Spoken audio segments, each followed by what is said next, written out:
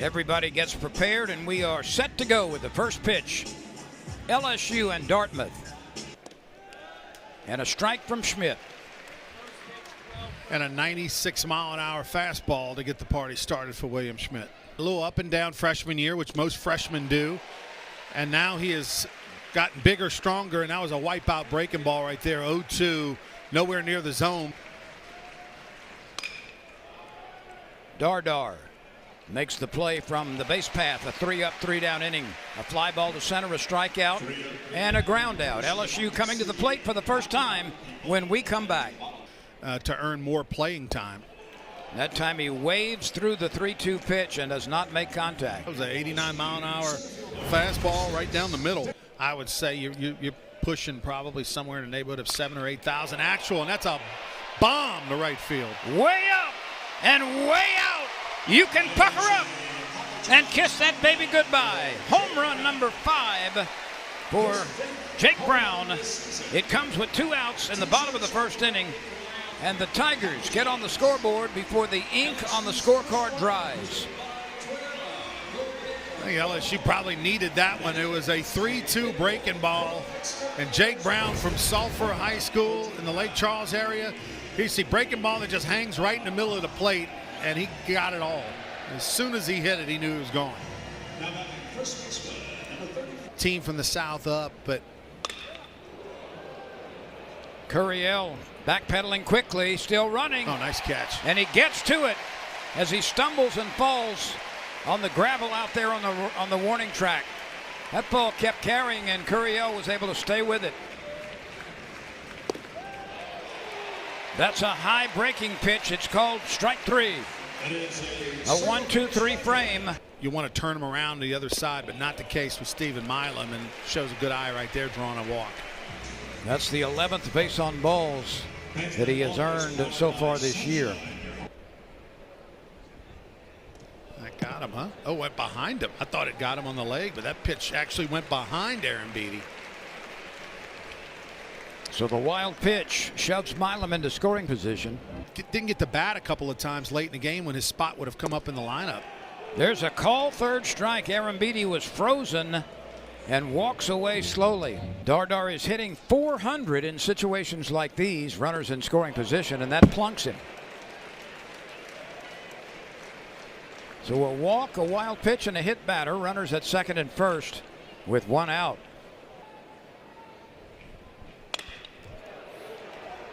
It's bobbled for the moment, picked up, and still time enough for Rodriguez to get it over to Anderson. He's only had 17 at bats. He's come through with 5 hits. This ball is tagged pretty well, but playable in center field. And Banez backs up quickly to take the line drive out. So the Tigers threaten but do not score. They carry a 1-0 lead into the 3rd inning. They'll have a packed crowd for them for 3 days in a row. It's special in the SEC every weekend, like you said. Aaron Beatty runs out to gobble that one up and get it over to first base. It took 3 pitches. Sam Anderson walks away with the bat on his shoulder. One of those. Big fan of the snow cones. Puig chases one well outside the strike zone. Another 3-up, 3-down inning. A liner to center field, and it is caught. A diving catch by Banez. Well done by Nico Banez. He got a terrific first step to get that very hard hit liner. Curiel cannot pull the trigger, and he goes down looking. Off the bat. This one is popped up. Rush, the second baseman, is calling for it, and he squeezes it, and it's a 1-2-3 inning. Threw him a little sweeper that time. That one a little less break, and Jake Brown just missed it. Was a graduate of this team. Well, Schmidt continues to dish, doesn't he? Was a graduate. That's a liner right at York. The big fellow takes it with that big glove. 3-up, 3-down again as DiCorrado lines it into the glove of York at first base. 7 years prior to the Constitution, and he doesn't have it. That's dropped in center field. Milam winds up at second. Now that'll go. Banez had trouble with the sun, no doubt, for the LSU program and why he came here. Out of Tomball, Texas, but he goes down on strikes for the second time. He's allowed only 2 hits. Let's see if anybody can take charge on this one. The left fielder overruns it and cannot make the play. Beggert could not handle it in left field, and the Tigers will take advantage of it and lead 2-0. Wow. I just want to understand it better. This may be trouble, but the second baseman backpedals and Camden Rush is able to grab that. Ground ball headed to right and beyond the diving effort of Seth Dardar. That is the first base runner for Dartmouth today. It comes with nobody out to start the 5th inning. Demastri at first base with a single to right. This could be a pair. Milam scoops it up. Dardar turns, fires, out at second, out at first. 6-4-3 started by the slick fielding Stephen Milam. That was a 2-0 fastball, kind of middle in. That's right back between Schmidt's legs and on into center field. So after striking out in the second inning, Beggert hits it right back from whence it came. Dardar charging, pivoting and throwing. Schmidt allowed a couple of base hits, but only 1 base runner over the minimum. He's 62 pitches so far in this game. And there is a pretty decent fastball. It freezes Tanner Reeves. And Braun at the plate. First pitch swinging, hits it into the shift. And the second baseman, Camden Rush, makes the play.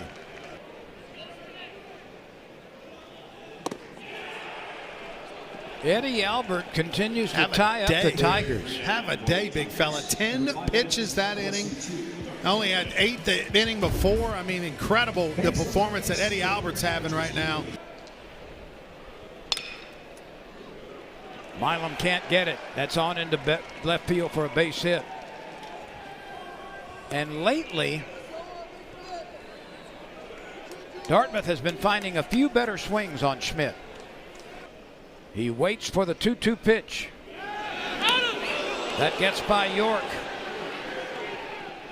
Anderson on his way to second base, and he'll stop there. So a misconnect at first on the pickoff attempt. Another good outing for William Schmidt. He comes back with a twister, and Puig cannot find it. That's strikeout number 6.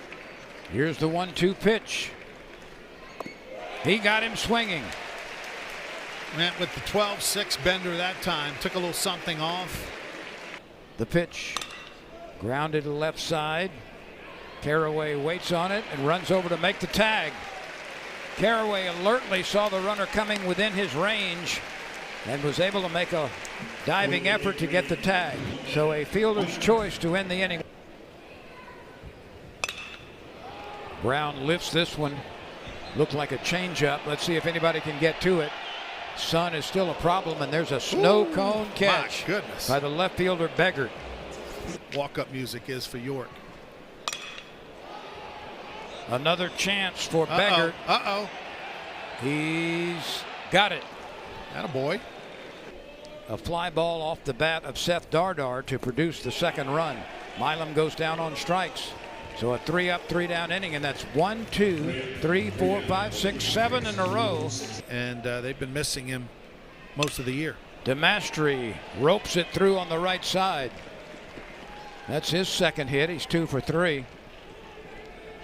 And then they changed it a few decades ago to Big Green. Curiel retreating in a hurry, still on his horse. He's got it. He is so smooth out in center field, and that's smooth with about 7 O's.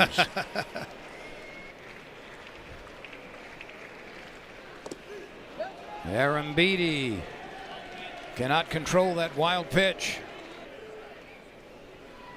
Swing and a miss. Strikeout number 8 on what probably will be the final inning for Schmidt. This game has been tighter than the top string on a Texas fiddle as we go to the bottom of the 7th. The 1-2. Smashed through on the right side. Even though the shift was on, that ball had enough velocity to get out to right field for a base hit by Dardar, his first of the game.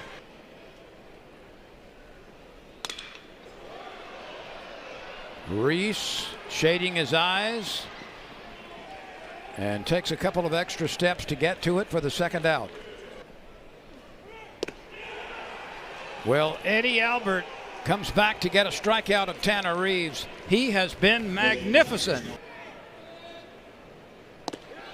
A late swing on that high heater. How many games did it take you? Uh-oh. Milo Suarez is pinch hitting, and he's promptly plunked. Uh-oh. Showed a lot of command, Lynn. I put the jinx on him. Well, that's back-to-back players who have been hit. Number changes. Rizzi strikes him out swinging, and that is a huge out.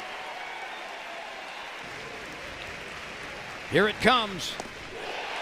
Rizzi strikes him out. Went with the slider, pulled the string, been throwing all the heat. Went with the 87-mile-an-hour breaking ball. And grounded to second. The shift is on. And he committed. It's been a tough day for Mason Braun. That game, but they didn't have double-digit hits. Smith cannot recover in time. The new second baseman bobbled a routine ground ball, and the Tigers got a base runner with one out. Batting .408 with a team leading 20 hits and a team leading 4 home runs. He's added 1 to that total, and a team leading 18 RBI. He's added 1 to that total.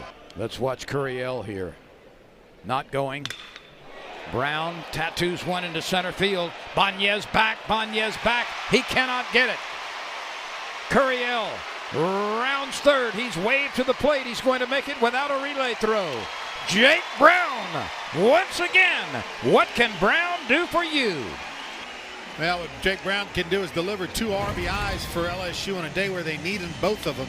This is a kind of a tomahawk special. This ball is up, maybe even above the letters a little bit. He gets the barrel on top of it. I felt like Banez might have been playing a little shallow there with Jake Brown at the plate. And he comes through big. Curiel didn't get the best read on it, but he's got big-time wheels, and he scored easily from first.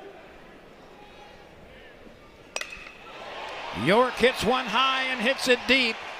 It's not going to leave the yard, and it's caught near the warning track by the right fielder, Reese.